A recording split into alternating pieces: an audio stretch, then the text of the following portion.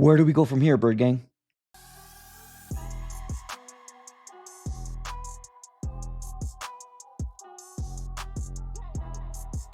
What's going on, everybody? Welcome back into another video. Definitely do me a huge favor, smack up that like button and subscribe for more Arizona Cardinals content. On this channel, we're covering the Arizona Cardinals news, breaking news, conversational pieces, post-game reactions, everything surrounding your favorite team. So subscribe it up. It's absolutely for free. And we are giving away this Arizona Cardinals Nike rivalry mini helmet by the end of the month. So if you want to partake in this, definitely go ahead and subscribe it up. Absolutely for free. But ladies and gentlemen, today I'm not going to be doing an edited video. I'm just going to do raw reaction, what happened in this game, how I feel about it. And to be honest with you, I'm sitting right here 10 o'clock p.m. while I'm recording this because I actually attended this game. And I'm going to be real with you, ladies and gentlemen. I don't really know 110% how to feel. When you look at the scoreboard, or if anybody looks at the scoreboard, you can say to yourself, oh, man, with the Cardinals, they fought there, right? They were right there, right? A good job for the Cardinals, right? But truth be told, is that fourth quarter is where the Cardinals really turned it on, right? Quote unquote, turned it on, because it was nothing short of horrendous, horrid, terrible offense from quarter 1, 2, and 3. All we were able to do was muster 6 points in the first quarter. Sorry, 3 in the first quarter, and then 3 in the third quarter. The Cardinals did get 14 points in the fourth quarter when things were starting to kind of swing our way, but unfortunately, we weren't able to make a stop. Actually, the kicker, Chad Ryland, ended up doing a knuckleball, completely missed the zone, and they ended up starting at the 40. So they led their offense down the field, and they score a field goal, right? Another loss where the Arizona Cardinals are losing on a walk-off field goal. As of right now, the Cardinals are 2-2 on the season. We're 4th in the division. And there was a stout floating around about Kyler Murray's record against the NFC West. I think now officially it's 8-23. And that's the record for Kyler Murray within the NFC West. We have not been doing good within this division. And it's 8-23, and that's including the playoff horrible loss that we ended up losing against the Rams. So not a good record at all.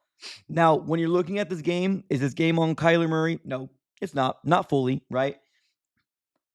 Kyler Murray did have some hesitation a couple different times. There were some moments that I feel like he had some open grass that he probably could have taken advantage a little bit more. And unfortunately, he either A, tucked the ball a little too soon, or just kind of slid because he didn't want to get hit, which makes sense, right? Quarterbacks, especially in his stature, he doesn't want to get hit. Kyler Murray ended up finishing off this game 27 for 41, 200 yards, 2 touchdowns, 2 interceptions. One of those interceptions was a terrible throw up the middle of the field. Now, I don't think people are talking about it very much because the offense ended up getting that ball right back on a fumble recovery, so that kind of almost saved it. And then the other interception was Marvin Harrison Jr. ended up bobbling a slant pass, and it goes right into the defender's hand. Trey Benson had a okay game, 8 carries, 35 yards. He had some pretty explosive pretty explosive runs, but overall, not enough to make an impact on this offense. But I mean, if you're only carrying the ball 8 times, what are you really supposed to do? Like, let's be real here. I think I ended up hearing Jonathan Gannon come out and saying that the game plan was to throw the ball a lot more. Well, that was established. Kyler Murray ended up throwing the ball 41 times. That actually might be the most he's thrown a ball all 2025. Penalties killed the Cardinals. Unfortunately, 7 penalties for 46 yards. And they were in crucial moments, right? Time of possession was pretty all right. 27 minutes to 36 seconds, which was us, to 32 minutes and 24 seconds, which is theirs. First downs, we had 18 to their 20.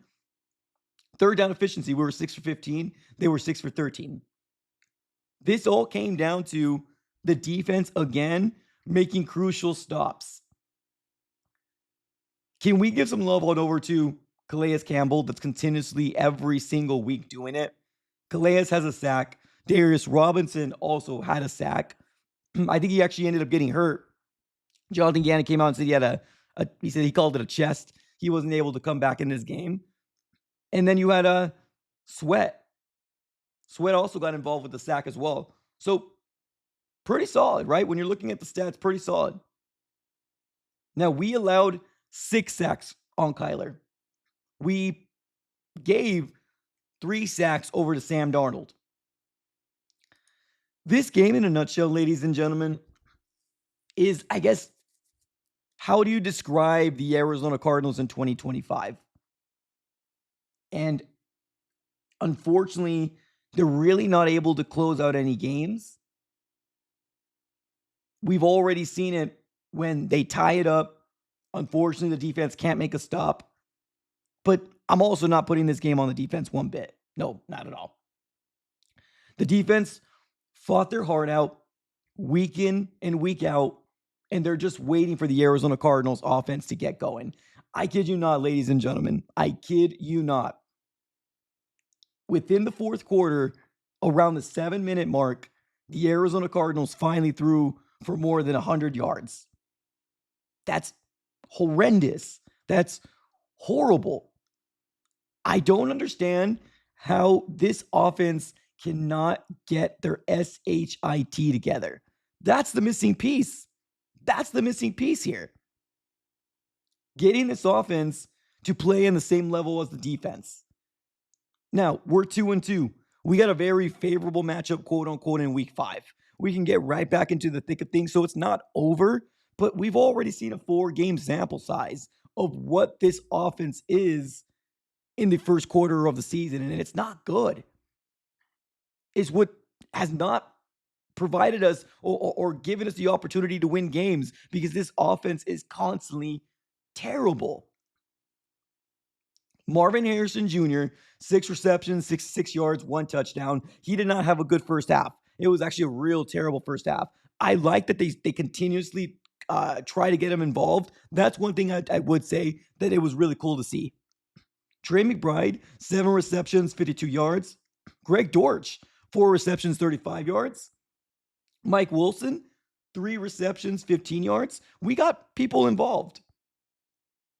And I think Xavier Weaver was the wide receiver that got this really good PI, multiple yards for us. So for the most part, I liked what we did throwing the ball, but it was just too late. It was too late. Within 3 quarters of football, we only were able to score 6 points total. 3 in the first, 3 in the third. Can the Cardinals figure this out? I mean, that's the big question out there. I mean, I'm having a hard time consistently try to buy in to this coaching staff, to this offense, and just overall this culture that will break if this offense can't get their SHIT together. I've seen it many times in multiple different years where a defense puts their blood, sweat, and tears week in and week out. And then the opposing side, the offense, aren't getting their end of the bargain. The Cardinals are right now 2-2 in the division. Sorry. The Cardinals right now are 2-2 on the 2025 season, and they're 0-2 in the division. Not a good start for a division that's so tight as it is. Not a good start at all. This was a win that could have skyrocketed your confidence. This was a win that could have done wonders for the Arizona Cardinals in the first half of the season. And unfortunately, the Cardinals squandered another opportunity to win, to be a division rival like they had last week versus the 49ers in week 3.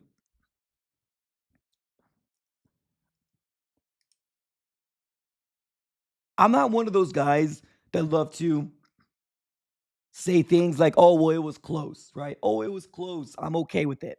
I'm not one of those guys, and I never will be one of those guys. If that's what your mentality is coming into this game, then okay, you accept what you saw today. That's fine. That's not the way that I fan. I look at an organization that had 3 years to rebuild. 3 years to rebuild compared to what the Seattle Seahawks are currently working with right now. With a brand new head coach in his year 2, and he's got his team at 3-1. And had 10 wins last year, had an opportunity for a playoff berth. So To me, I have a little bit higher expectations. Do I think this is all Kyler Murray's fault? No, I don't. But do I feel like Kyler Murray needed to make a little bit more plays? Yeah, of course. Like I said, there was some moments he had open grass for him to run, and for some reason, he's very hesitant. Now, was there crucial drops? Yeah, there was some drops. Marvin with the bobble. A couple of things happened here and there. I got to rewatch the tape. Like I said, I went to this game, so I'm only going based on my initial reaction. I haven't done a deep dive in this film or anything like that, and as you can tell, my voice is pretty shot. But for what this trajectory is for this Arizona Cardinal team, we got 13 games left in the season. 13. A lot of things can change. A lot of things can happen, but it's got to start now. I mean, hell, it should have started last week. At least preparing for this week. But I get it. 4 days to prepare for another division rival, not ideal. But now the Seattle Seahawks have beaten you, swept you 3 years in a row, and are trending to potentially sweep you another year in a row. And there was a lot of Seahawks fans in that State Farm Stadium. A lot. Was there a lot of filled seats? There was. But there was a lot of empty seats too. And that was prime time from first quarter to second quarter to the third quarter to the fourth quarter.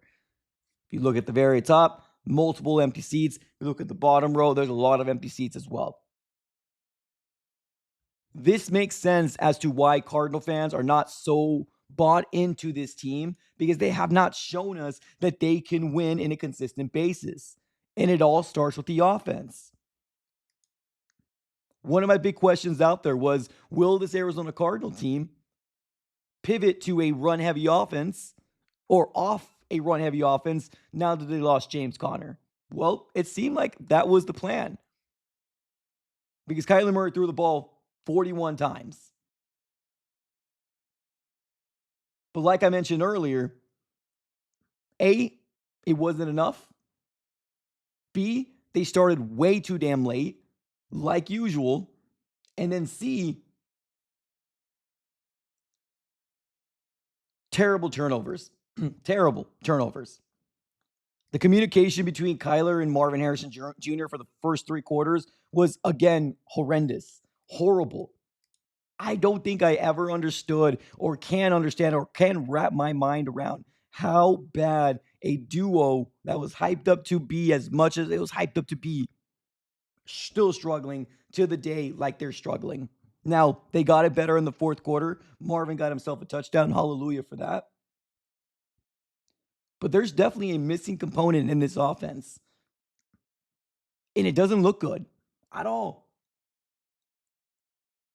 This is somewhat of a cry for help for me, if I'm going to be real with you. If this Arizona Cardinal team can't fix it, wrap it up. It's done.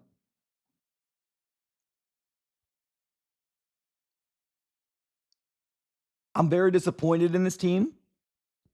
Not that they lost, but they're consistently having to deal with the same issues over and over again, and they can't seem to solve it. There's a lot of frustration right now from me. I'm curious to figure out what your guys' overall thoughts are. Please put everything in the comments below. I want to give a real quick shout out to the sponsors of the AZ Sports Fan here on YouTube. It's going to be none other than Sleeper. The NFL is here, which means you now have a chance to 100 times your cash on daily fantasy football. Pick on stats for stars like touchdowns, passing yards, receiving yards, fantasy points, and more for up to 100 times a payout on Sleeper. Get your picks right, and you can win big. Use promo code AZSF, and you can get up to $100 deposit match on your first initial deposit. Terms and conditions do apply. Everything will be in the description below of this video. We are in year 3 of a rebuild. We are not supposed to be struggling as much as we are again. But I guess somebody wise once told me it's always going to be the same old Cardinals. I think we might be living in that real life scenario again. Ladies and gentlemen, let me know what your overall thoughts. Put it in the comments below. Appreciate y'all for tuning in as always. Have a great rest of your day. And as always, go Cardinals.